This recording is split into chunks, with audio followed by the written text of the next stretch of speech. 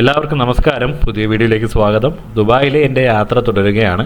കഴിഞ്ഞ വീഡിയോയിൽ ദുബായിൽ നിന്നും ഷാർജയിലേക്ക് ഇവിടുത്തെ ഗവൺമെൻറ് ബസ്സിൽ വെറും 12 ദിർഹം ഉപയോഗിച്ചിട്ട് യാത്ര ചെയ്യുന്ന വീഡിയോ ഞാൻ അപ്ലോഡ് ചെയ്തിട്ടുണ്ടായിരുന്നു. അപ്പോൾ തീർച്ചയായിട്ടും ആ വീഡിയോ കാണാത്തവർ അതും കൂടി കാണുക, സപ്പോർട്ട് ചെയ്യുക, നിങ്ങളുടെ ഫീഡ്ബാക്ക് അറിയിക്കുക.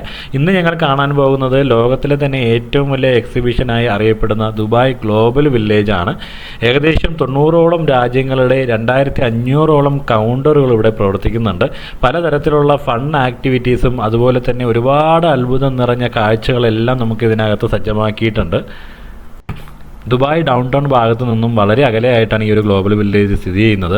നമുക്ക് എല്ലാ പ്രധാനപ്പെട്ട ബസ് സ്റ്റേഷനുകളിൽ നിന്നും ഗ്ലോബൽ വില്ലേജിലേക്ക് നേരിട്ട് ബസ് ലഭ്യമാണ്. അതുപോലെ തന്നെ നമുക്ക് ഇതിൻ്റെ പ്രധാന കവാടത്തിന് അടുത്തായിട്ട് തന്നെ ടിക്കറ്റ് കൗണ്ടറിൽ സജ്ജമാക്കിയിട്ടുണ്ട്. ടിക്കറ്റുകൾ നമുക്ക് ഓൺലൈനായിട്ട് ബുക്ക് ചെയ്ത് വരാവുന്നതാണ്. ചില ദിവസങ്ങളിൽ സ്ത്രീകൾക്കും കുടുംബങ്ങൾക്കും മാത്രമായി റിസർവ് ചെയ്തിട്ടുണ്ട്. ഒരാൾക്ക് വരുന്ന ടിക്കറ്റ് നിരക്ക് 25 ദിർഹംസ് ആണ്. നിലവിൽ ഓഫർ നൽകുന്നുണ്ട്. ഏകദേശം 50 ദിർഹംസിന് നമുക്കൊരു ടിക്കറ്റ് എടുക്കുകയാണെന്നുണ്ടെങ്കിൽ ഈ ഒരു ഗ്ലോബൽ വില്ലേജിനകത്തുള്ള മുഴുവൻ ഫൺ ആക്ടിവിറ്റീസും നമുക്ക് ട്രൈ ചെയ്യാവുന്നതാണ്. അപ്പോൾ ഈ ഒരു സീസൺ അവസാനിക്കാനായിട്ട് ഏതാനും ദിവസങ്ങൾ കൂടി മാത്രമേ ഉള്ളൂ. മെയ് 15-ന് ഇത്തവണത്തെ ഗ്ലോബൽ വില്ലേജ് അവസാനിക്കുന്നതാണ്. ടിക്കറ്റ് എടുത്ത് നമ്മൾ ഇലക്ട്രോണിക് ഗേറ്റ് വഴി അകത്തേക്ക് പ്രവേശിക്കുന്നത് ഒരു അത്ഭുത ലോകത്തേക്കാണ്. സൂര്യാസ്തമനത്തിന് തൊട്ട് മുമ്പുള്ള സമയമാണ് ഗ്ലോബൽ വില്ലേജിലേക്ക് വരാൻ പറ്റിയ ഏറ്റവും നല്ല സമയം. ഈ ഒരു സമയത്ത് നമുക്ക് ആകാശ കാഴ്ചകളും അതുപോലെ തന്നെ നേരം ഇരുട്ടി തുടങ്ങുമ്പോഴുള്ള ആ ഒരു ലൈറ്റുകളുടെ വളരെ മനോഹരമായി നമുക്ക് ആസ്വദിക്കാൻ സാധിക്കുന്നതാണ്. 1997-ലാണ് ദുബായ് ഗ്ലോബൽ വില്ലേജിൻ്റെ പ്രവർത്തനം ആരംഭിക്കുന്നത്. ആദ്യമായി പ്രവർത്തനം ആരംഭിച്ചത് ഈ കാണുന്ന സ്ഥലത്തല്ല, ദുബായ് ക്രീക്കിൻ്റെ അടുത്തുള്ള ദുബായ് മുനിസിപ്പാലിറ്റി ബിൽഡിങ്ങിന് എതിർവശത്തായിരുന്നു. ഏകദേശം 2 തവണയോളം സ്ഥാനമാറ്റം സംഭവിച്ചിട്ടാണ് ഇപ്പോൾ ഈ കാണുന്ന പ്രദേശത്തേക്ക് ദുബായ് ഗ്ലോബൽ വില്ലേജ് മാറ്റപ്പെട്ടത്. വളരെ ആസൂത്രിതമായ രീതിയിലാണ് ഈ ഒരു ഗ്ലോബൽ വില്ലേജ് അറേഞ്ച് ചെയ്തിരിക്കുന്നത്. ശരിക്കും ഇതെല്ലാം ദുബായ്ക്ക് മാത്രം സാധ്യമാകുന്ന കാര്യങ്ങളാണ്.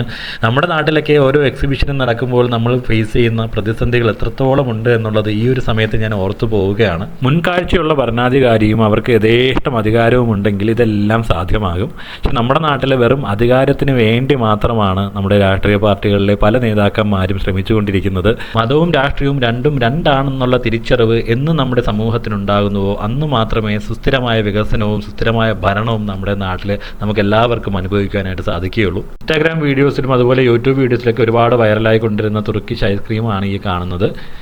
ആദ്യമായി നമ്മൾ മിഡിൽ ഈസ്റ്റിലെ രാജ്യങ്ങളാണ് കവർ ചെയ്തുകൊണ്ടിരിക്കുന്നത്. ഈ കാണുന്നത് യമൻ എന്ന് പറയുന്ന രാജ്യത്തിൻ്റെ അതിമനോഹരമായ ഒരു പവിലിയനാണ്. ഇവിടെ ഏറ്റവും കൂടുതലായിട്ട് ഇവർ വിൽക്കാനായിട്ടും എക്സിബിഷനായിട്ട് വെച്ചിരിക്കുന്നത് തേൻ വിഭവങ്ങളാണ്. വളരെ വ്യത്യസ്തമായിട്ടുള്ള തേൻ കൊണ്ടുണ്ടാക്കിയ ഉൽപ്പന്നങ്ങളും അതുപോലെ തന്നെ പല തരത്തിലുള്ള തേനുകളും നമുക്കിവിടെ ലഭ്യമാണ്. ഈ തേനുകളെല്ലാം രുചിച്ച് നോക്കുന്നതിന് ചെറിയ രീതിയിലുള്ള സാമ്പിൾ അവർ നമുക്ക് നൽകുന്നതാണ് കേട്ടോ. എൻ്റെ ക്യാമറ കണ്ടപ്പോൾ ഇവിടെ നിന്ന കുറേ പേര് അത്യാവശ്യം നല്ല രീതിയിൽ തന്നെ തേനിൻ്റെ സാമ്പിൾ തരികയും അതുപോലെ തന്നെ അതിൻ്റെ അഭിപ്രായം ചോദിക്കുകയും ഒക്കെ ചെയ്തു.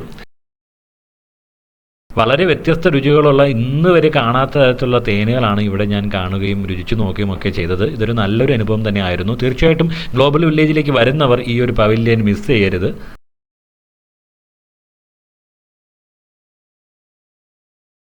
ഓരോ ഭാഗത്തും ഓരോ പവലിയനുകളായിട്ട് കാണുവാനായിട്ട് സാധിക്കും. ഇവിടെയുള്ള 90-ലധികം രാജ്യങ്ങളുടെയും പവലിയനുകൾ കാണാൻ നിന്ന് കഴിഞ്ഞ് കഴിഞ്ഞാൽ 3-4 ദിവസം മിനിമം വേണ്ടി വരും. അതുകൊണ്ട് വളരെ പ്രധാനപ്പെട്ട പവലിയനുകൾ മാത്രമാണ് ഈ ഒരു യാത്രയിൽ ഞാൻ കാണുകയും എക്സ്പ്ലോർ ചെയ്യുകയും ഒക്കെ ചെയ്യുന്നത്.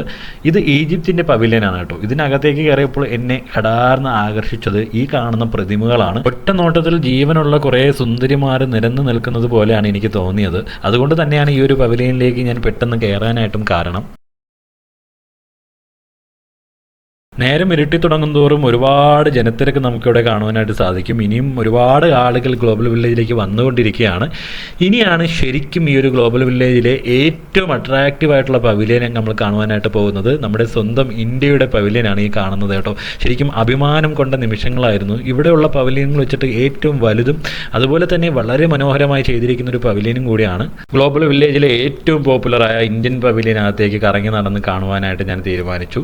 ശരിക്കും ഇന്ത്യയുടെ പാരമ്പര്യത്തിനനുസരിച്ചിട്ടുള്ള ഒരു കവാടം തന്നെയാണ് ഒരുക്കി വെച്ചിരിക്കുന്നത്. ഒരുപാട് ജനങ്ങളാണ് ഇതിനകത്തേക്ക് ഒഴുകിക്കൊണ്ടിരിക്കുന്നത്. ഗ്ലോബൽ വില്ലേജിൽ നിന്ന് ലഭിക്കുന്ന പാസ്പോർട്ടിൽ സ്റ്റാമ്പ് ചെയ്യാനായിട്ടുള്ള സീലാണ് ഇവിടെ വെച്ചിരിക്കുന്നത്. ഓരോ രാജ്യത്തിന്റെ പവലിയനകത്തും ഇതുപോലെ ഓരോ സീല് വെക്കാനുള്ള സംവിധാനം ചെയ്തിട്ടുണ്ടാവും. അതുപോലെ തന്നെ അബദ്ധവശാൽ നമ്മുടെ ഒറിജിനൽ പാസ്പോർട്ടിലേക്ക് ഈ സീല് ചെയ്യരുതെന്നും ഒരു മുന്നറിയിപ്പും അവിടെ വ്യക്തമായി എഴുതി വെച്ചിട്ടുണ്ട്. വൈകുന്നേരങ്ങളിൽ നൃത്ത കലാരൂപങ്ങൾ അവതരിപ്പിക്കുന്ന ഒരു വേദിയാണ് ഈ കാണുന്നത്. നിശ്ചിത സമയം ഇടവിട്ടിട്ടായിരിക്കും ഇവിടെ ഓരോ പരിപാടി അവതരിപ്പിക്കുക. അപ്പോൾ നമുക്ക് ആ ഒരു പരിപാടിയുടെ സമയം നോക്കിയിട്ടായിരിക്കണം ഈ ഒരു പവലിയനിലേക്ക് വരേണ്ടത്. അപ്പോൾ നമുക്ക് അതും കൂടി ആസ്വദിക്കാനായിട്ട് സാധിക്കും. ഏകദേശം 50,000-ഓളം ആളുകളാണ് ഒരു ദിവസം ഗ്ലോബൽ വില്ലേജ് സന്ദർശിക്കുന്നത്. ഏത് രാജ്യത്തു നിന്ന് വരുന്നവർക്കും പല രാജ്യങ്ങളിലെ വൈവിധ്യമാർന്ന ഉൽപ്പന്നങ്ങൾ വാങ്ങിക്കൊണ്ട് പോകാം എന്നുള്ളതാണ് ദുബായ് ഗ്ലോബൽ വില്ലേജിലെ ഏറ്റവും വലിയ പ്രത്യേകത. ഇവിടെ വരുന്നവരുടെ പ്രധാന ഉദ്ദേശം ഷോപ്പിംഗ് ആണ്. എന്നെപ്പോലുള്ള ചില ആളുകൾ മാത്രമാണ് വെറുതെ കാഴ്ച കണ്ട് കറങ്ങി പോകാനായിട്ട് ഇവിടേക്ക് വരുന്നത്.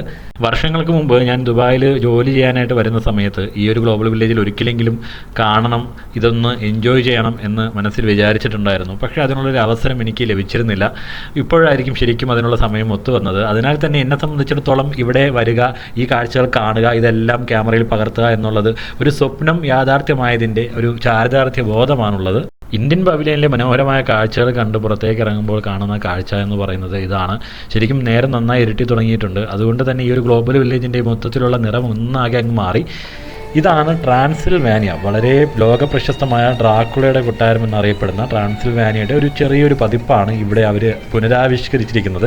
അതിന് തൊട്ട് മുമ്പിലായിട്ട് നിന്ന് ഈ കാണുന്ന ചേട്ടൻ വയലിൻ വായിക്കുന്നുണ്ട്. ആദ്യം ഞാൻ ഇതിനടുത്തേക്ക് വന്നപ്പോൾ ചെറിയ രീതിയിലുള്ളൊരു ഞെട്ടൽ തോന്നിയെങ്കിലും പിന്നീട് കുറച്ച് സമയങ്ങൾ കൊണ്ട് തന്നെ ഞാൻ പുള്ളിയുമായിട്ട് സൗഹൃദം സ്ഥാപിക്കുകയും പുള്ളിയോടൊപ്പം നിന്ന് ഈ വയലിൻ വായന ആസ്വദിക്കുകയൊക്കെ ചെയ്തു. തൊട്ട് പുറകിലായിട്ട് ആ ഒരു ഡ്രാക്കുള കോട്ടയ്ക്ക് അകത്തേക്ക് പോകുന്നവരെ നമുക്ക് കാണാനായിട്ട് സാധിക്കും. അതിൻ്റെ അകത്ത് നിന്ന് ഒച്ചയും നിലവിളിയും ഒക്കെ കേൾക്കുന്നുണ്ട്.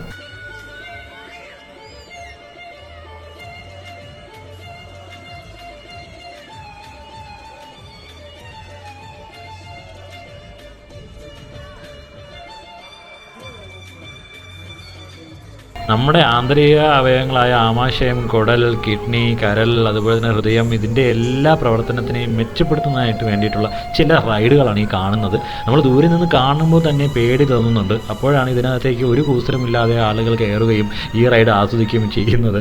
നിലവിളി ശബ്ദം നല്ല രീതിയിൽ കേൾക്കാനായിട്ട് സാധിക്കുന്നുണ്ട്.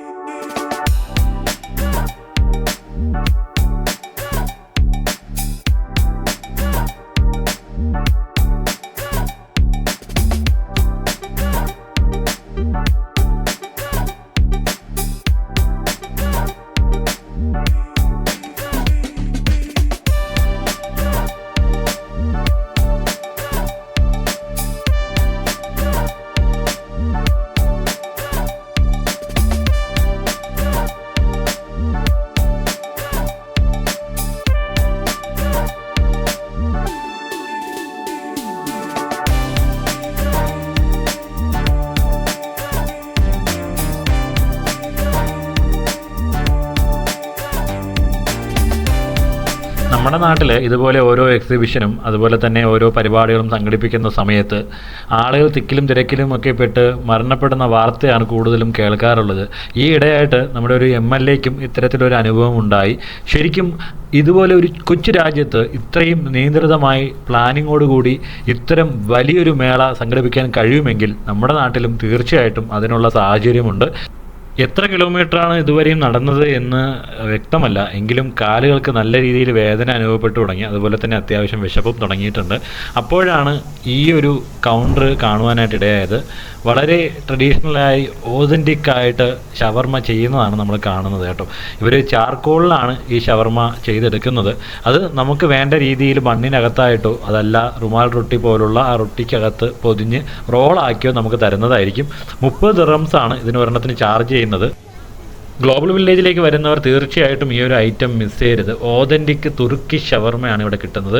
അതും കംപ്ലീറ്റ് മീറ്റ് ഫില്ലിങ്സ് ആണ്. ഇതിനകത്ത് നമ്മുടെ നാട്ടിലുള്ളതുപോലെ പച്ചക്കറികൾ കുത്തിത്തിരിക്കാനുള്ള പരിപാടിയൊന്നും ഇല്ല കേട്ടോ. പ്യുവർ മീറ്റാണ് കിട്ടുന്നത്. നല്ല സോഫ്റ്റ് ആൻഡ് ടെൻഡർ ആയിട്ടുള്ള മീറ്റാണ്. ശരിക്കും ഇത് കഴിച്ചതിന് ശേഷം ഒരു രക്ഷയില്ല, വേറൊരു ഫീലിംഗ് ആയിരുന്നു. നമ്മൾ ഒരുപാട് നടന്ന് ടയേർഡായിട്ട് വരുമ്പോൾ ഇത്തരത്തിലൊരു ഭക്ഷണം കൂടി കഴിക്കുമ്പോൾ കിട്ടുന്ന ഒരു സുഖം എന്ന് പറയുന്നത് മറ്റൊന്നിനും തരാനായിട്ട് കഴിയില്ല. അതാണ് ശരിക്കും ഏറ്റവും വലിയ ലഹരി എന്ന് പറയുന്നത്.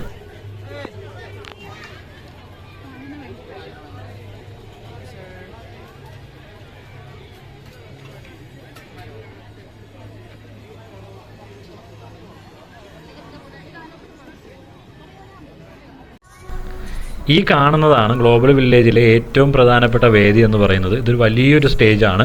ഇവിടെയാണ് നമ്മുടെ സെലിബ്രിറ്റികൾ വന്നിട്ട് ഓരോ പരിപാടികളൊക്കെ അവതരിപ്പിക്കുന്നത് കേട്ടോ. ഈ ഇടയ്ക്ക് AR റഹ്മാൻ്റെ പ്രോഗ്രാം ഇവിടെ വെച്ച് നടന്നിട്ടുണ്ടായിരുന്നു.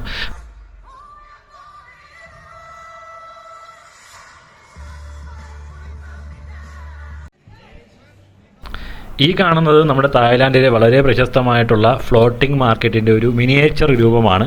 ശരിക്കും ഈ രൂപം ഇങ്ങനെയാണെങ്കിലും ഇതിനകത്ത് ലഭിക്കുന്ന കാര്യങ്ങളെല്ലാം തന്നെ 100% ഓതൻറ്റിക് ആയിട്ടുള്ള ഭക്ഷണ പദാർത്ഥങ്ങളാണ്.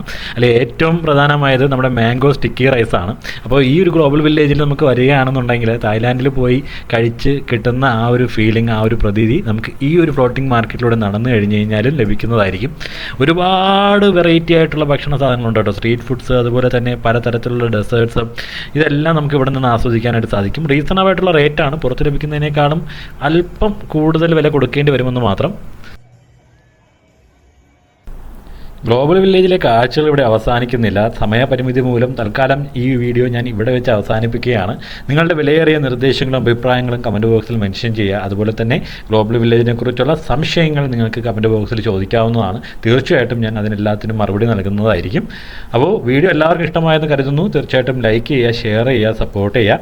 അപ്പോൾ മറ്റൊരു പുതിയ വീഡിയോയുമായി വീണ്ടും കാണുന്നതുവരെ എല്ലാവർക്കും ഗുഡ് ബൈ.